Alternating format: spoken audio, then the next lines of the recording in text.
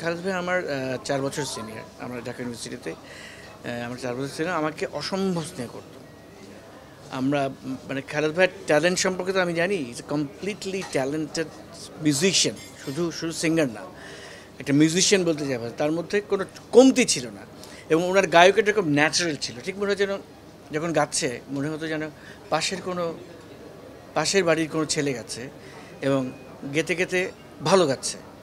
আছে না, এরকম একটা ফিলিং হয়। আমার কাছে সবসময় মজা খারাপ আপনার গানগুলো শুনে হয় নাকি, মানে আপনি সাদা গলা না, কিন্তু আপনি যখনই যেটাই গাচ্ছেন ভালো লাগছে, এরকম একটা ন্যাচারাল ব্যাপার ছিল।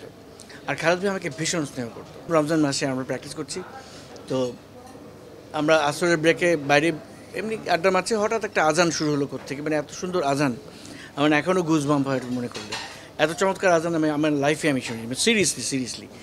পরে ভাবছি যে এটা কে দিল, আমরা প্র্যাকটিস করে ঢুকে দেখি খালেদ ভাই হিমসেলফ মাইক্রোফোনটা অন করে রিভার্ব দিয়ে আজানটা দিচ্ছে। এবং ওর যে এত এত চমৎকার আজান আমি না বলে বোঝাতে পারবো না।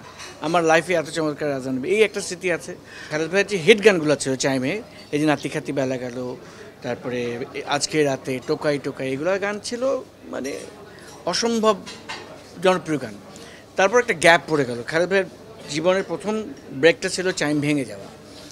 তারপরে খালেদ ভাইয়ের এই যে প্রিন্স মাহমুদের কিছু গান করলো, তরুণের কিছু গান করেছে, এই গানগুলো না খালেদ ভাইয়ের জন্য রিসারেকশন হয়েছে।